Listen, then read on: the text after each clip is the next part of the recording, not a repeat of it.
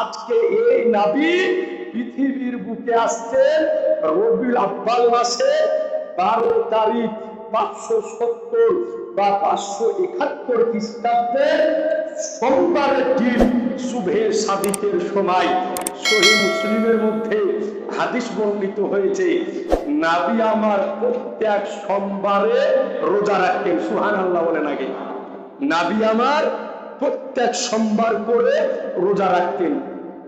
তো সাহাবায়ে কেরাম জিজ্ঞাসা করলেন, ইয়া রাসূলুল্লাহ, আপনি প্রত্যেক সোমবার করে রোজা কেন রাখেন? তো নবী আমার বলছেন যে এই দিন আমি পৃথিবীর বুকে জন্মগ্রহণ করেছি। বলেন সুবহানাল্লাহ। অর্থাৎ নবী আমার নিজের জন্মদিন নিজে রোজা রাখার মাধ্যম দিয়ে পালন করেছেন। বলেন সুবহানাল্লাহ। আমরা তো পালন করি বছরে একদিন, শুধু রবিউল আউয়াল মাসের 12 তারিখ, কিন্তু নবী আমার একদিন নয়, নবী আমার প্রতি সপ্তাহে পালন করতেন। বলেন সুবহানাল্লাহ। আর একটি মাত্র হাদিস শরীফ আপনাকে শোনাবো যে আজ বর্তমান সময় এই ঈদে মিলাদুন নবী নিয়ে কত রকমের বিভ্রান্তি যে হচ্ছে, শুনলে আপনার চোখ কপালে উঠে যাবে। দেওবন্দি ঘরানার একজন মালাউন মারদুদ এক আবু জেহেলের উত্তরসূরির বক্তব্য দেখলাম। আচ্ছা বলেন তো ভাই, আপনারা ঈদে মিলাদুন নবী প্রতি বছর পালন করেন, আজকে নতুন নয় নাকি বলছেন?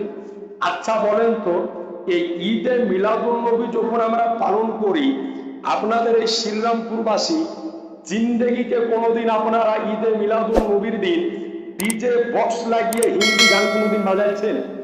একটু জোরে বলেন না, আর একটু আওয়াজ দিয়ে বলেন না। কোনোদিন হিন্দি গান বাজায়নি। এই দেওবন্দি ঘরানার এক মারদুদ আছে, মালাউন আছে, এক খব্বিস আছে, এর বাড়ি হচ্ছে বর্ধমান। আমার সাথে কয়েকবার মুনাজারা হয়েছে, পরশুদিনকে হয়েছে। তো এই মারদুদ মালাউন বলছে যে যখন দলিলের মাধ্যমে পারে না, তো তখন তাদেরকে মিথ্যা কথা বলতে হয়। তো বলছে ঈদে মিলাদুন নবী যারা পালন করে, সকালবেলাতে গাড়িতে ডিজে বক্স তুলে নিয়ে তাতে হিন্দি গান বাজিয়ে দিয়ে রাস্তা রাস্তায় নাচ করে। বলেন নাউজুবিল্লাহ। বলেন মুসলমান, এত বড় মিথ্যা কথা যদি বলে তো সহ্য আপনার হবে? এবং শুধু এটাতেই থামেনি, বলছে ঈদে মিলাদুন নবীর দিন সারাদিন হিন্দি গান বাজিয়া নাচ করে, আর সন্ধ্যাবেলাতে মদ পান করে বাড়ি আসে। বলেন মুসলমান, যদিও কোনো ব্যক্তি মদ পান করে তো আল্লাহর ইজ্জতের কসম অন্যদিন পান করলে ঈদে মিলাদুন নবীর দিনে কিন্তু পান করে না, নাকি বলছে? কিন্তু এই মারদুদ মালাউন খব্বিস এত বড় মিথ্যা তহমত আমাদের উপরে লাগিয়ে দিল যে আমরা নাকি হিন্দি গান বাজিয়ে তাতে নাকি বলে অনেকে সারাপ দারু পান করে। আজ আপনাদের নিকটে বলতে চাই যে ঈদে মিলাদুন নবী পালন করা এটা নিঃসন্দেহে চাই এবং অনেক বড় নেকির কাজ। বলেন সুবহানাল্লাহ। সহিহ বুখারী 5101 নম্বর হাদিস শরীফটি বর্ণিত হয়েছে, এই পৃথিবীর বুকে যতগুলি কাফির ছিল এর মধ্যে উল্লেখযোগ্য একজন নিকৃষ্ট কাফেরের নাম হচ্ছে আবু লাহাব। আপনারা নাম শুনেছেন, এর নাম হলো আবু লাহাব। তো এই আবু লাহাব ছিল নবীর আপন চাচা। আবু জাহেল কিন্তু নবীর আপন চাচা নয়, পাড়া প্রতিবেশী চাচা ছিল। আর আবু লাহাব ছিল নবীর আপন চাচা। এত বড় নিকৃষ্ট কাফের ছিল যে তার বিপক্ষে, তার বিরুদ্ধে আল্লাহ পাক স্বয়ং কোরআনে একটা পূর্ণ সূরা নাজিল করেছে, তার নাম হচ্ছে সূরা লাহাব। তো এই আবু লাহাব তার বান্দির নাম ছিল সুয়াইবা। তো যেই দিন আমার নবীর জন্ম হচ্ছে 12 রবিউল আউয়াল, নবীর যখন আবির্ভাব ঘটলো পৃথিবীর বুকে, নবীর যখন আমার বেলাদাত হল, তো এই আবু লাহাবের বাদী সুয়াইবা আবু লাহাবের নিকটে গেল। যাওয়ার পরে বলছে, আবু লাহাব একটা খবর শুনেছো? বলে কি? বলে তোমার একটা ভাই ছিল আব্দুল্লাহ, ইন্তেকাল করে গিয়েছে। তোমার ওই ভাইয়ের স্ত্রী ছিল আমেনা, এই আমেনার পেট থেকে একটা পুত্র সন্তান হয়েছে, অর্থাৎ তোমার ভাতিজার জন্ম হয়েছে।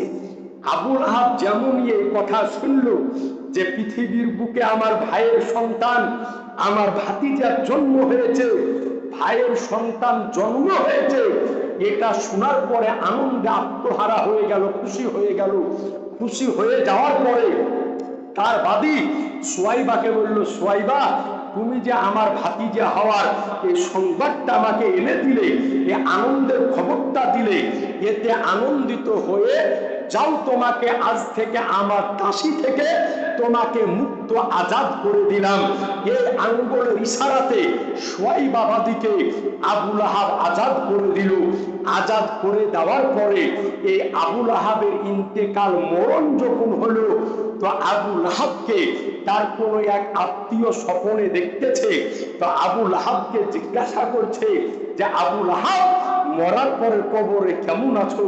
তো বলে, শোনো, তোমাদের কাছ থেকে মরার পরে কবরের ভিতরে খুব কষ্টে আছি, আযাবের ভিতরে গ্রেফতার আছি, কিন্তু প্রত্যেক সোমবারের দিন, যেই দিন আমার ঘরে, আমার ভাই আব্দুল্লাহর ঘরে মুহাম্মদের জন্ম হয়েছিল, ওই জন্মে আমাকে পৌঁছে দিয়েছিল। এই শাহাদাত আঙ্গুলের দ্বারাতে আনন্দে আত্মহারা হয়ে তাকে আমি আজাদ করেছিলাম, তাকে মুক্তি দিয়েছিলাম। তো সোমবার করে এই আঙ্গুলকে যখন আমি চুষি, তো আল্লাহ পাক এক প্রকারের মধু আমাকে পান করতে দেয়। একটু জোরে সুবহানাল্লাহ বলবেন না? বলেন, মুসলমান আবুল আহাবের মতো কট্টর কাফের, আবুল আহাবের মতো একজন জাহান্নামী ব্যক্তি, আবুল আহাবের মতো একজন বেঈমান ব্যক্তি নবীর জন্মতে আনন্দিত হয়ে, খুশি হয়ে, আজকে নিজের বাদীকে আজাদ করার জন্য কবরের ভিতরে যাওয়ার পরে তার আযাবে আজকে কম যদি হয়, তার আযাবের তাকফীর যদি হয়, নবী মনে করে নয়, রাসূল মনে করে নয়, পয়গম্বর মনে করে নয়, শুধুমাত্র এটাই মনে করেছিল যে আমার ভাতিজা, ভাইয়ের সন্তান, আমার ভাইকে, তারপরে যদি তার কবরের আযাব যদি কম হয়, তো আজকে আমরা যদি নবীকে আজকে নবী মনে করি, রাসূল মনে করি, পয়গম্বর মনে করি, শ্রেষ্ঠ নবী মনে করে, এই নবীর মিলাদুন নবীতে আনন্দিত যদি হই, খুশি যদি হই, আজকে সিন্নি যদি বাকি, মিছিল যদি পড়ি, নারায়ের সালাতে ধ্বনি যদি দিই, ঘন্টা যদি লাগাই, বাড়িঘর যদি সাজাই, তাহলে মুসলমান আমরা আল্লাহর নিকটে বদলা পাবো কি পাবো না? একটু জোরে বলেন না? অবশ্যই আল্লাহ পাক আমাদেরকে বদলা দান করবে। সুতরাং আপনাদের নিকটে আবেদন করব, এই ঈদে মিলাদুন নবীকে জাঁকজমক করে আমাকে আপনাকে উদযাপন করতে হবে। আজকেই হলো ঈদে মিলাদুন নবীর পূর্বের শেষ জুমা, অর্থাৎ সামনের বুধবার, মানে আর জুমা আমি পাবো না। সুতরাং আপনাদের নিকট অনুরোধ করব যে এই ঈদে মিলাদুন নবীর দিন কাজ কাম বন্ধ, কেউ কোন কাজে যাবেন না। একটা দিন কাজ না করলে খেতে পাবো না, এইরকম মানুষ আপনাদের গ্রামে নাই। আর এই একটা দিন যদি কাজ না করলে খেতে যদি না পাই, তো ওই দিন না খেয়ে থাকবো, কিন্তু নবীর মহব্বতে 2 কদম রাস্তাতে হাঁটবো। বলেন ইনশাআল্লাহ? জোরে বলেন ইনশাআল্লাহ। এটাই হচ্ছে নবীর আশিক, নবীর প্রেমের পরিচয়। এ আজিজান মুহতারাম, সুতরাং আপনাদের নিকট অনুরোধ করব যে এই দিনটিকে আমরা জাঁকজমক ভাবে পালন করব। জেনে রাখবেন, ওহাবিরা